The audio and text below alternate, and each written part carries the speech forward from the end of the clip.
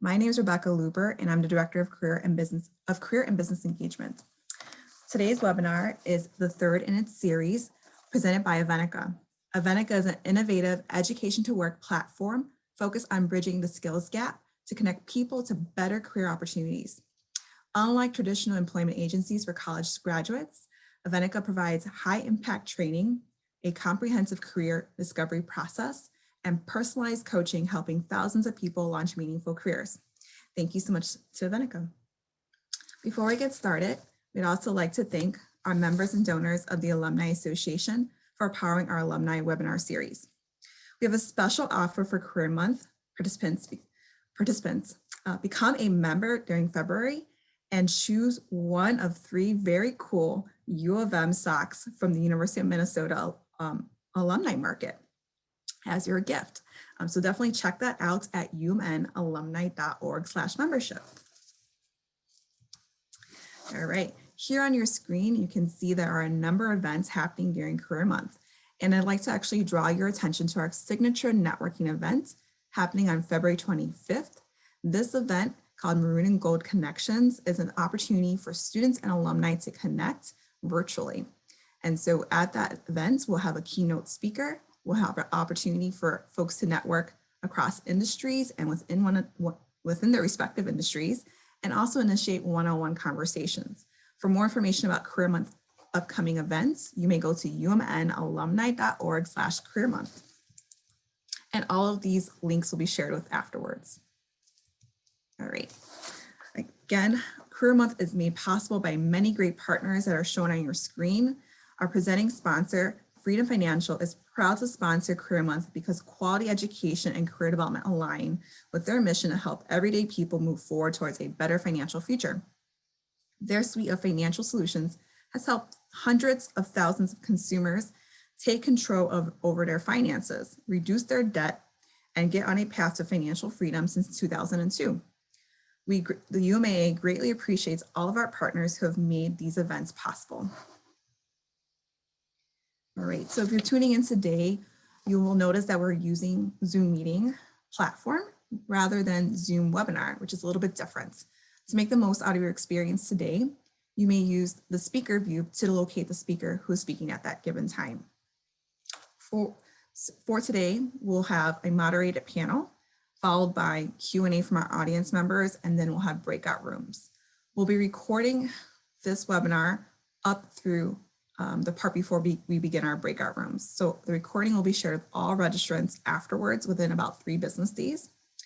And for the Q&A portion, you have an opportunity to raise your hand and then turn on your camera if you wish to do so to ask your question, or you may enter your questions into the chat function.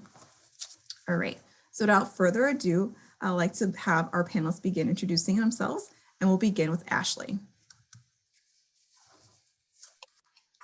Hi, everybody. Thanks so much for joining today. My name is Ashley Fogarty, and I'm the Managing Director here at Avenica.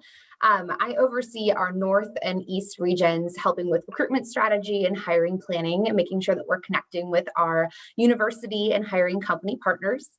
I'm a graduate from the University of Minnesota, from the College of Liberal Arts with a Communication Studies degree. Prior to my time at Avenica, I worked in live programming and entertainment for the Profile Event Center and Minnesota Timberwolves. Really, my role is to help connect new graduates who are looking for entry-level careers or people who are looking to make a career change to companies who are looking to bring on entry-level talent. Great, thank you and welcome. Next, we'll have Sharona introduce herself. Hi, everyone. My name is Sharona Gilbertson. I am so excited to be here today and appreciate all of you being on the webinar as well. I am the Director of Talent Acquisition here at Westwood Professional Services. We are a engineering firm in the western suburbs of Minneapolis. I lead our recruitment efforts and all of our talent acquisition strategies here at Westwood. We have about 15 locations throughout the U.S. And so we are in the thick of college recruitment and internship prep at the moment. So excited to be on this and excited to see all of the engineering students that are joining us today. That's very exciting. Thank you. And next we'll have Haley introduce herself. Hello, everyone. Thank you so much for having me today. I am really looking forward to all the discussions that we'll be having. So I am an employee relations specialist and a college relations manager from Robert Half. Robert Half is the oldest and largest specialized staffing firm. And within that, my role is really to help people get connected with the right team to have more information about job searching, job opportunities, get connected with different industries, as well as find fulfillment in their work. So I'm really kind of that middle person and that point of contact. And I do a lot of work within the Minnesota school communities and then also Iowa as well. But I am excited to get started today. Thank you. Thank you so much. Thank you everyone for your introductions. Before we get started, we have a poll for our audience members and we'll launch that in just a moment. This poll is going to help us guide our conversation today. We have for our panelists 2 prepared questions in advance. And then after that, we'll use this poll as a guide for our conversation, as well as your questions from the chat. All right, so let's launch this poll. There you go. The question reads, what hesitations do you have about interviewing? And we have several options here: responding to unexpected questions, not having enough information about the company, answering questions about employment gaps, responding to the salary question, and how to properly follow up. So what is most top of mind for you? Looks like the votes are counting up. So I'll kind of give it a moment or two.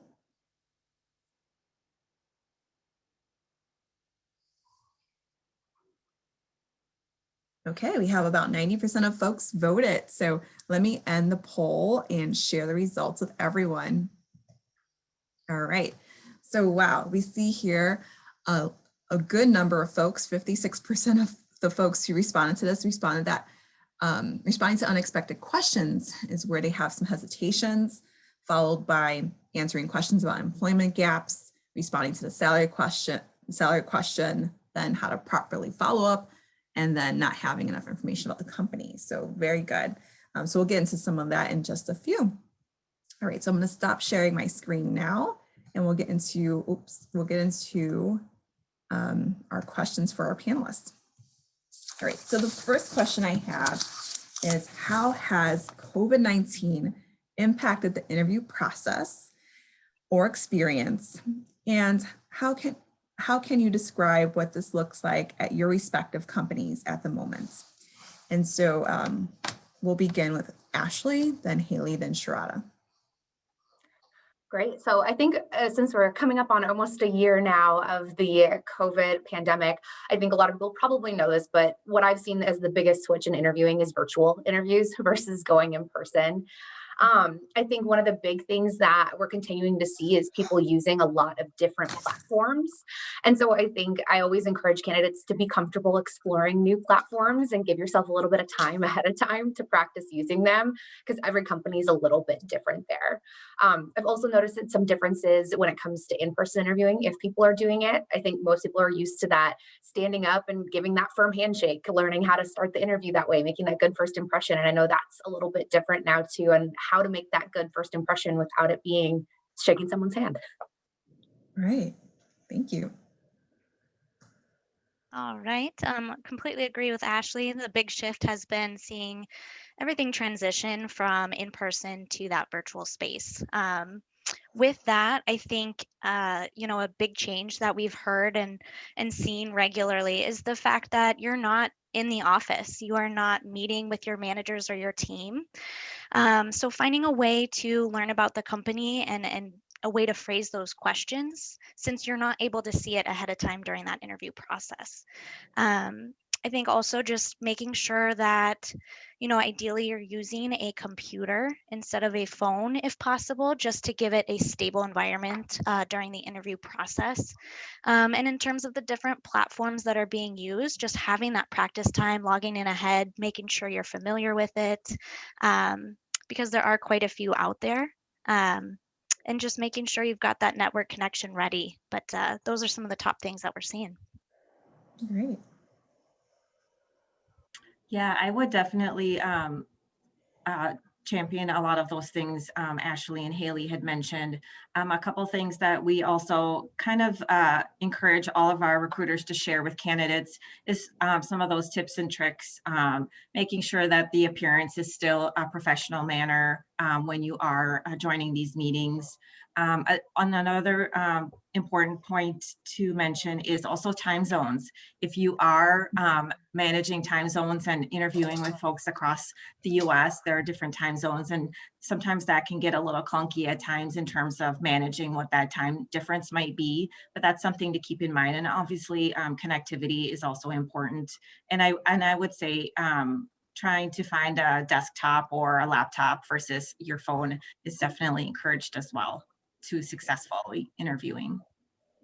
Definitely. And when you talk about connectivity, often that refers to having an Ethernet connection rather than Wi-Fi connected. So making sure that you're wired with your Ethernet so you have a stable connection.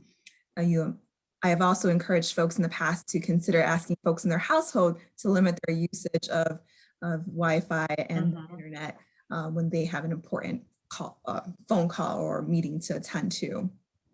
So I thank you think so much one for thing that. with the Yeah. connectivity too that we've encouraged some of our candidates to do, or even hiring managers, if they know working from home, they don't have great connectivity, to call in for the audio and just do the visual through the computer. So that way, if your internet's cutting out and the video's dropping, you can at least keep things going through the phone for the audio. That's a great tip. Thank you. Yeah, and some other things I think about, you mentioned about image and preparing and all those things. So you're asking folks to still consider, dressing the part for the role you want, dressing up and all that. I think some other things that come to mind is just having a clean background as well, even if it's a blank wall. We know that not everyone has a backdrop or things like that they have access to. So just having a plain space would do, and some good lighting. And so making sure that your back's against the source of light and so forth. So those are some other tips to consider as well. So how would you recommend preparing for the interview? So what types of information should folks have before they go into an interview? What types of questions should they prepare for? How should they research the company? So we kind of go down the line, and I'll have Sharona begin this time. Yeah, great question. I think a lot of times doing some of that legwork ahead of time to the interview makes a huge difference in getting prepared. So when you are meeting with those hiring managers, you come from a place of knowledge, and you're able to speak to some of the things that you viewed on, whether it's their website, and you can speak to some of the culture aspects of the company, and that might resonate with you, so that excitement or passion for that piece will definitely show through. And also thinking about things that are important to you as because you're interviewing the employer as well. So think about those things that are important to you in terms of it could be just specific job duties. It could be whether travel is a key thing to that particular position, or that's something that you're looking for. Culture is always huge in terms of figuring out if this company really kind of aligns with your values and things like that. And so really making sure those pieces are top of mind when it's that time during that interviewing block to ask those items. Great. Next we'll have Haley go. Sure, thank you. I would completely agree. I think a very important question, especially with things being virtual, again, is that culture piece. So asking about, what the team or the company is doing to promote connectivity and kind of growth in relationships as you're working. What that looks like is that, virtual events, is it team virtual get-togethers, things like that. And then also just what types of things are flexible within the company. Are there time adjustments, from a schedules perspective, asking about what, the day-to-day, week-to-week looks like in terms of any, one-on-one meetings, so that you can be checking in, making sure you're on track. Things to think ahead about when you'll be out working that are important to you, that you would really kind of want to know on the front end and see if that's a good fit for you. Great. I agree. I echo everything that Sharada and Haley said. I think it's so important for people to get to know the company that they're working for, but then obviously the company wants to get to know you as well. So I think the two biggest tips I would have on the front end, really look at the key skill sets that the company is looking for. Look at the soft skills and tangible skills and really think ahead about specific instances or stories or times where you've exhibited those skill sets and help explain the transferable skills that you have to that employer through those specific and tangible stories. Hearing that detail and hearing how you work through problems really helps employers get to know you on a better level. I think on the flip side for asking questions, I think it's great to have a list of questions ready to go that you know you want to ask. One of the best tips that I tend to give candidates is a great way to ask questions first is sharing what you know and what you want to learn more about. So I know X is a core value of your company and something that's important to your culture. Can you tell me how you guys live that every single day in the workplace, or how you guys implement that throughout your company? So it shows that you've done research, you're excited, you're interested, but are eager to learn more. Excellent. Those are all great tips. Thank you so much. And so one of the things that we noticed about the poll, there was this kind of hesitation around unexpected questions. So maybe what are some questions should folks kind of think about preparing for in advance? And then how should folks respond to those unexpected questions that maybe they need a moment to prepare for or haven't thought about in the past a response to? So we'll have Haley, then Ashley, then Sharada go. All right, great questions. I think part of the process is still that human, connection. It might be through a video screen, but, it's okay to need a minute to just kind of digest the question, breathe, think on what you're going to say. And I think with that, responding and letting them know that you're thinking about it. You can ask for clarification if needed. It's better to make sure you understand what they're really looking to have from that question. And so what I would suggest is just first taking a minute to kind of collect yourself. And sometimes it's a topic that, can be uncomfortable or feel strange to talk about, again, through a computer screen. Particularly, I know some things were mentioned about, salary situations or prior work situations. And sometimes it's a matter of just taking what's asked and rephrasing it then to ask a question again back. That will help you to feel, I guess, ready to speak to something specific. If you can avoid being too vague and provide either stories of experiences that you've had, data of things that you've worked on, whether it's software related, kind of depends on what the question is, but taking it from maybe its original form and then diving deeper to show some of your experience and intelligence in the area. Great.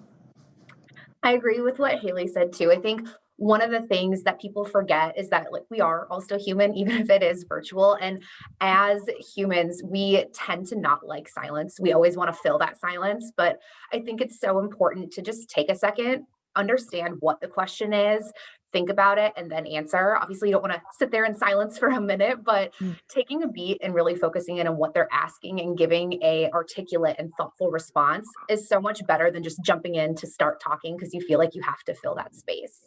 I agree, asking clarifying questions is really helpful if you're not understanding what they're asking. But I think also just preparing ahead of time, right? Be ready to have some tough conversations if you need to. If you are someone who is maybe re-entering the workforce, you're probably going to get a question about what's been going on in between kind of your work gap. Be ready to talk about it and be ready to talk about it confidently. There's no reason why that should be a problem as long as you're ready to talk about it. Same thing with the salary and pay question. Do your research ahead of time. Know what market values are, know what your experiences are worth, and be able to confidently deliver, hey, here's my walkaway number. Here's the range that I want to be in. Being prepared ahead of time helps kind of mitigate the uncomfortableness of those unexpected questions because you are ready to talk about them. Great. Yes, I would agree with everything that's been said. I think too often we get into these to interviews and we're, anxious and all of those things are going on. And we forget that we're all humans on the call or on the video, the screen at the same time. And I think always what's important is also to do some of that prep ahead of time, but also to think about your story. That's such a powerful thing to bring to the table, and how your experiences and your skill sets are going to be transferred to this position. And I think some of those really are going to shine through about how you are in terms of your confidence and what your story is.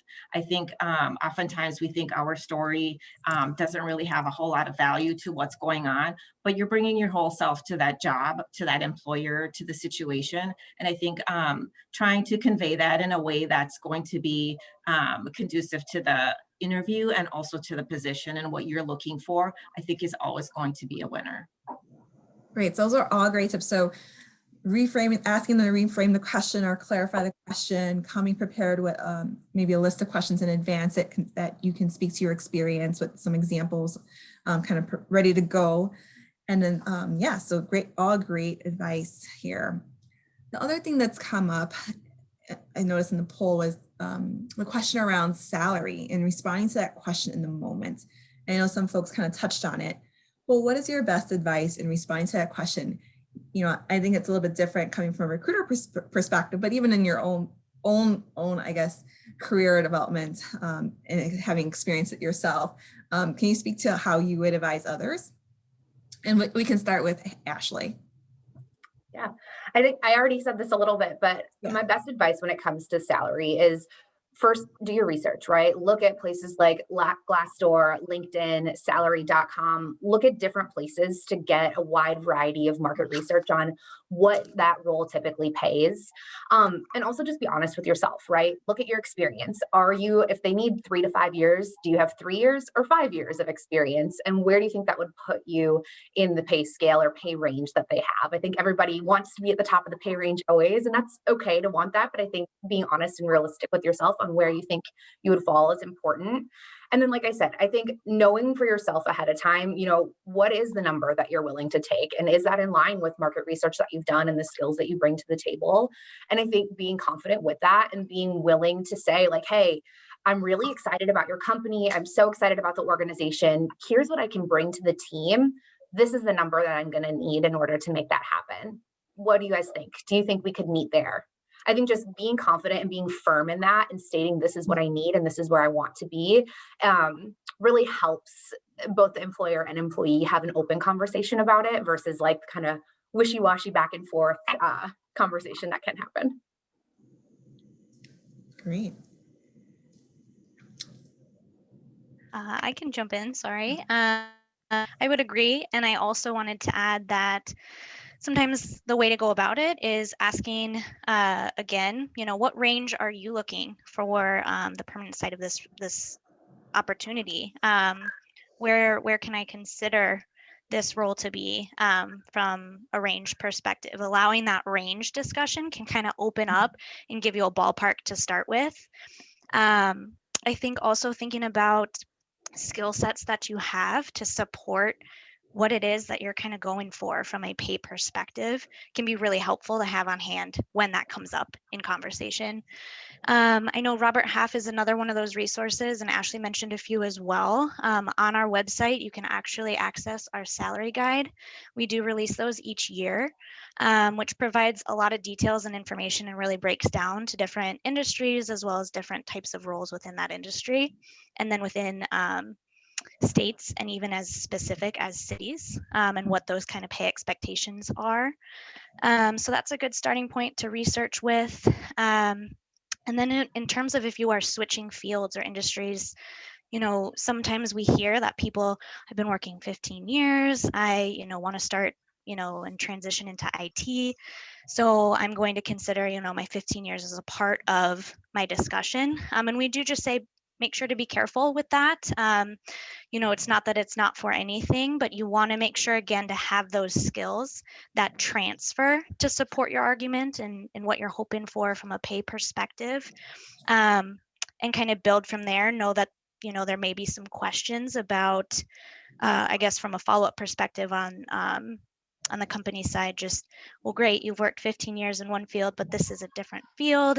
Can we meet somewhere more in the middle, or can we adjust and discuss it further, and just be okay and be ready for that as well. Great, thank you. Yeah, I would also add that the college that you're currently at has a lot of feedback and data out there to support what's currently market for a lot of those positions as well. So that's another great place to go to. And also to remember that when you're talking compensation, your base salary or your hourly rate might be just part of that conversation. So part of those questions that you might have on the end of the interview, or that you can present to the employer, is to what are all those additional perks or things that are going to be your total compensation package. We want to make sure that we're always thinking about that in those terms. While it's great to understand a range, that's not all of your compensation as you join an organization. There's many other things that go into that. And I think to keep that in mind as you have that conversation, because it is a difficult conversation and it gets tricky sometimes, but you also want to come at it from a place that's going to give you as much perspective as you possibly can. Yeah, my advice as a career coach, I would say you definitely want to present more of a range. If it's presented to you in an interview situation, you'll have more leverage when it comes to the offer portion of it. So once an offer is made, especially a written offer, that's where you'll have an opportunity to really negotiate your salary, and that's when you can really begin to advocate for yourself. So I would keep that in mind as well here.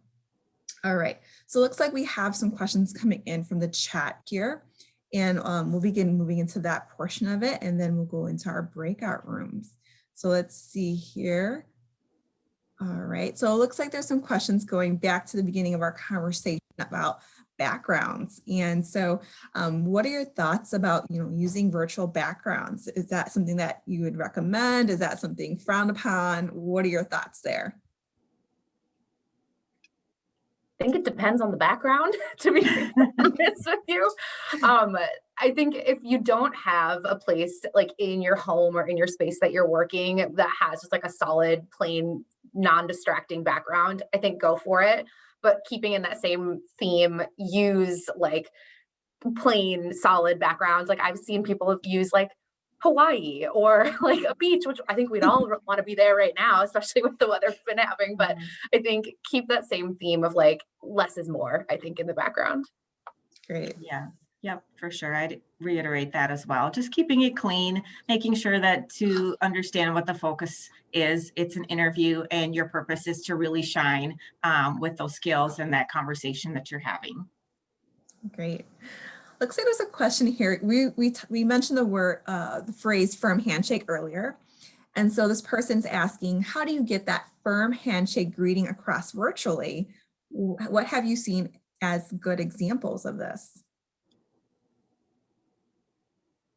And you can just raise your hand if you have a response, and if you don't have a response, that's okay.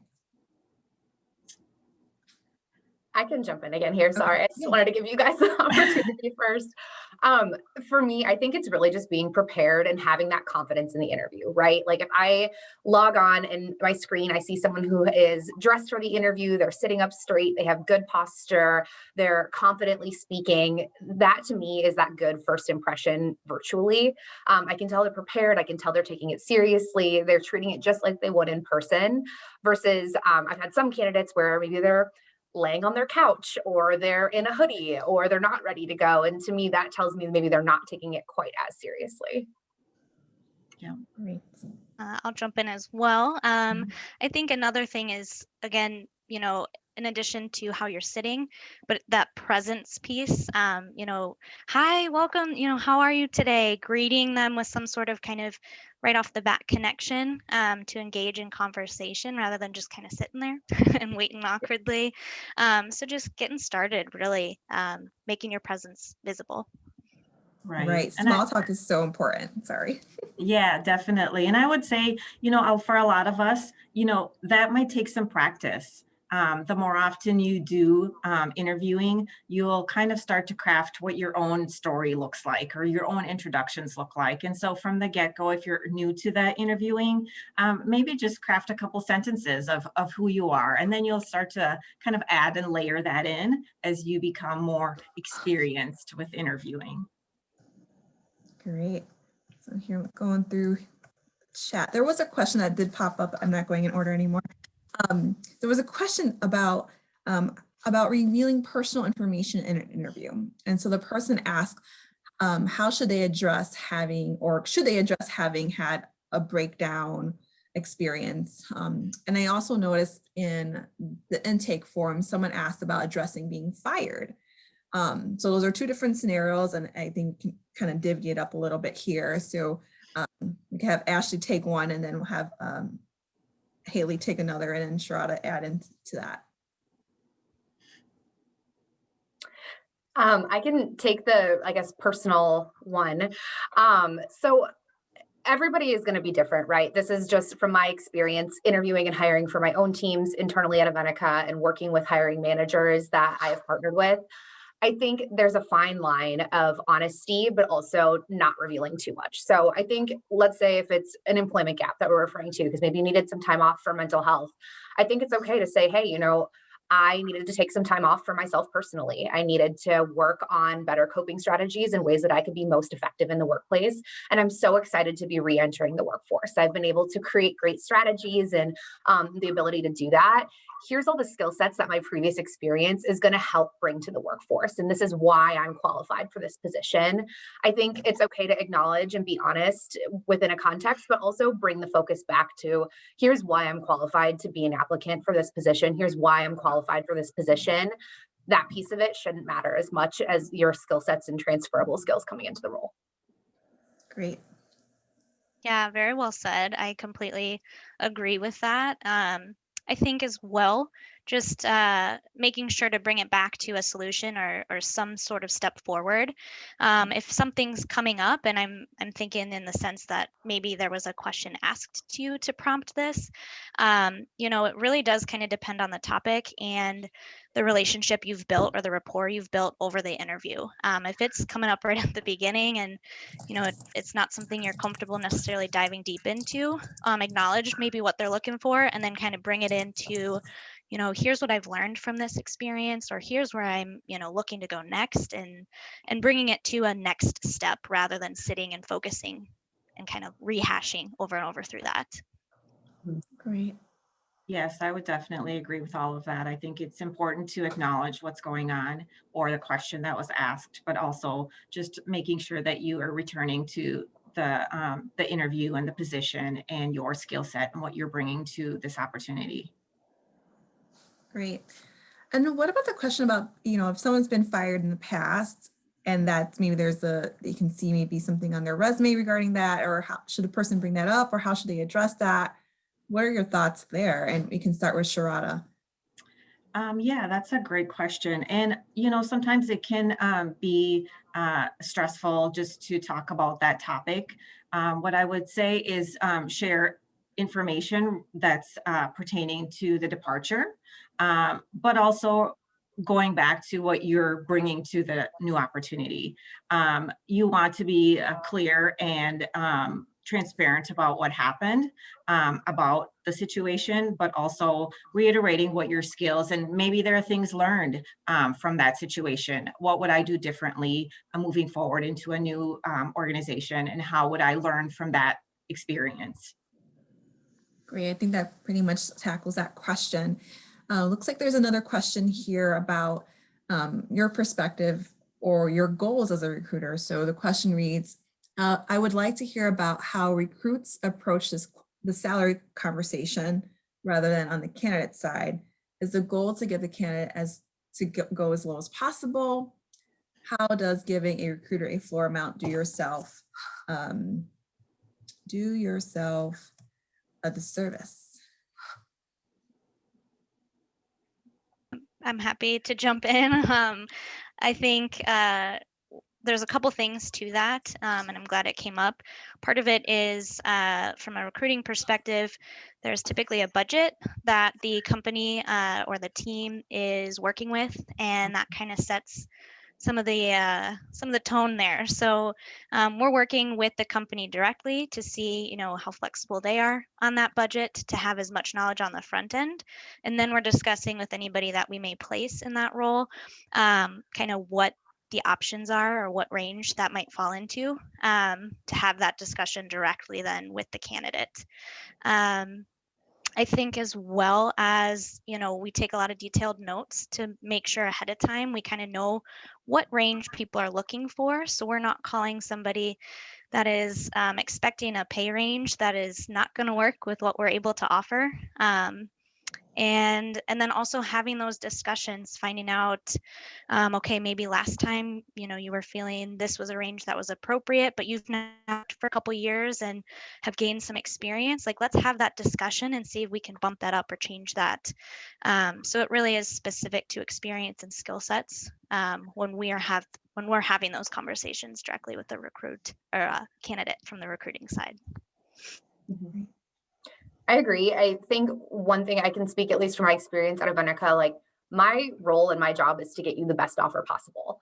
The better the offer for you, candidly, the better for us. And so there isn't, I guess, from my perspective, like telling us the floor of like where the lowest that you would go. Like my goal isn't to get you the lowest. My goal is to get you a fair and equal pay. But the floor, like Haley had said, like, I just don't want to waste your time or the company's time if that's just not going to work with what your budget is or work with what your experience is. And so I just want to make sure that I'm being respectful and mindful of the range that you're looking for. That's the reason that I ask. I can't speak for obviously everybody, but I know that's how we approach it here at Avenica. Yeah, I would agree. I think there is a budget. That's the realistic side of the business, is there is a budget for every role. And I think coming with that perspective of what your skill set is and the things that you would bring to the table, try to shore up as much of that conversation and provide leverage for yourself. Because I think at the end of the day, I know our company specifically, we want to provide a fair market value for your skill set and what you're coming in to do. My goal is not for you to be looking at other companies a year later. My goal is to provide you with that best opportunity from the get-go, so you can have a great experience and stay on with the company. So I think it's just great to understand what your market rate is in your area, but also come with other things, knowing that you're going to be having a holistic conversation about compensation. That's all great information to share with us. Thank you so much for sharing information from your side of things. Folks also, just a reminder that folks can raise their hand to be invited to ask their question live. So just letting you know that's an opportunity available to you. And we'll have time for another maybe 2 questions before we move into our breakout rooms. And so there's a question I received directly regarding sponsorship and company sponsorship from international students. And so they're asking about, what type of question can they expect in an interview regarding their status, and then how can they make that ask to a company regarding sponsorship opportunities.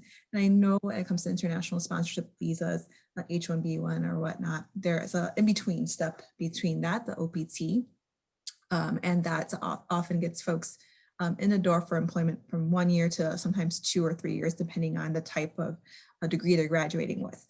And so I'll start with Sharona because she works with engineers, and that might be more relevant in her field. And then if other folks have things to add in, we can go from there. Yeah, that's a great question. I do lead our immigration side of things here for the company. So we see that quite often from international students. I would say asking those questions ahead of time, and a lot of companies have that already as part of their application process. So, it's the recruiter's position that they should be collecting as much of that information ahead of time to make sure that when they are going back to the hiring manager and having those conversations, that first they know that that's within the hiring manager's budget to be sponsoring an international candidate. So, we want to go into this without wasting anyone's time, making sure that those students or those entry-level candidates are going after opportunities that they are a viable candidate in. So having those conversations ahead of time, I think, is a great way for you to really have a true idea of what that will entail. For engineering students on the whole, yes, they can have between 1 and 3 years before they need to be considered for additional sponsorship. And again, for companies, budget is also part of that conversation. So when you are having those conversations early and often is what I would encourage folks to do. Great. All right, so there are some questions here about, so there's a question here, when an interviewer asks about how an instance in which you resolved a conflict with coworkers, responding to the question about conflict with coworkers, and they've, I guess in their experience, they actually, haven't had any conflict with coworkers, they worked in a small office. How would you, what advice do you have for folks when it comes to responding to questions that maybe they don't have a lot of experience with, or maybe haven't really thought about a response to? What are some suggestions there? I could take that one. I think I would say that whether you've had experience or not in a professional setting, we've all had disagreements at some point in time. It's trying to figure out how you're going to move forward from that. So coming up with a plan, understanding what is needed for that conversation to move forward with whether that's a coworker or someone in your personal life, and just pulling from those conversations or those times to really share with the interviewers how you would handle that moving forward. Yeah, I think also just thinking about maybe your own perception of that question, where I think the word conflict, people immediately think it's like butting heads in a huge way with your coworkers, when in reality, it could be, hey, we're working on this project together and we have 2 different takes of how we want to approach starting it. So I think about instances where maybe you had to collaborate or compromise with your colleagues and work well as a team. I think that's the goal of that question, is knowing how you can work with people who might have differing opinions or views than you, and making sure that you're able to effectively do that. So if it isn't like a specific like conflict or disagreement, think about times where you've had to compromise or work well in a team where maybe you didn't start out on the same page. Yeah. I completely agree with both. I think, especially if you don't have prior work experience, projects in school, things like that can also be applicable. So, they might be looking to see, what did you do in a situation where you had to take more or less responsibility? You had to problem solve with others, trying to hear about that process is probably what they're looking for, rather than a specific exact answer, just more kind of about the process and the way you went about it. Great, yes, more about the approach to that. So yeah, thank you so much. Those are all great responses. So that concludes our Q&A portion. So now we're going to move into our breakout rooms, and those breakout rooms are going to be randomly assigned. And then we'll come back to the main room here to do a quick wrap up for the last 2 minutes or so.